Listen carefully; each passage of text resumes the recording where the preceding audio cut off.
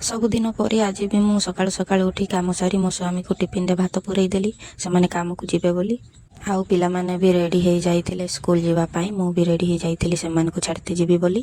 ଆଉ ମୋ ସାନ ପୁଅ ଏମିତି ଚଗଲା, ଦେଖନ୍ତୁ କେମିତି ହେଉଛି। ହେଲେ ମୋ ବଡ଼ ପିଲାଟା ବହୁତ ଧୀରା, ସିଏ ବହୁତ ଶାନ୍ତଶିଷ୍ଟ। ଆଜି ଟିକେ ବାହାରିତେ ଲେଟ୍ ହେଇଗଲା ବୋଲି ଆମେ ଜଲ୍ଦି ଜଲ୍ଦି ପଳେଇଲେ। ଆଉ ଯାଇକି ସେଇଠି ମୋ ମା ପାଖରେ ଆମକୁ ସେଇଠି ଛାଡ଼ିଦେଲେ। ଆଉ ଦେଇକି ସେମାନେ ହେଲା କାମ କରତେ ପଳେଇଲେ। ଆମେ ଯାଇକି ସେଇଠି ବସିଲେ। 10ଟା ହେଲେ ଛୁଆମାନଙ୍କୁ ସ୍କୁଲକୁ ଛାଡ଼ି ଆସିବି। ଆଉ ସେଇଠି ବସିଥିଲେ ଆମେ ସବୁ। 10ଟା ହେଇଗଲା ପରେ ମୁଁ ସବୁ ଛୁଆକୁ ନେଇକି ପଳେଇଲି ସ୍କୁଲକୁ। ସ୍କୁଲରେ ସମସ୍ତଙ୍କୁ ଛାଡ଼ିଦେଲି। ଆଉ ଛାଡ଼ି ଦେଇକି ଆସିଲା ପରେ ଘରକୁ ମୁଁ ପହଞ୍ଚିଗଲି। ଘରେ ମୋ ମା କହିଲା, ଆଉ ଚାଲ ଆଜି ଟିକେ ବଜାର ଆଡ଼େ ଯିବା, ପିଲାମାନଙ୍କ ପାଇଁ ଅଷ୍ଟମୀରେ ସବୁ ଜିନିଷ ନେଇ ଆସିବା। ତାପରେ ଆମେ ବାହାରି ଗଲେ ବଜାରକୁ ସମସ୍ତେ। ଆଉ ସେଇଠି ଯାଇକି ପ୍ରଥମ ହେଲା ମୋ ମାର କଚେରୀରେ ଟିକେ କାମ ଥିଲା, ସେଇ କାମଟାକୁ ସାରିଦେଲେ। ସାରି ଦେଇକି ଅଷ୍ଟମୀ ପାଇଁ ଅଣ୍ଟା ଦଉଡ଼ି, ମାଳିହାର ସବୁ ନେଇକି ଆସିଲେ। ଆଉ ପିଲାମାନଙ୍କର ବି ଡ୍ରେସ୍ ଫ୍ରେସ୍ ସବୁ ନେଇ ଆସିଲେ। ବଜାରରେ ମାର୍କେଟିଂ କରି କରିକା ତ ଆମେ ପୁରା ଥକିଗଲେ। ଘରକୁ ତାପରେ ଆସିଲେ।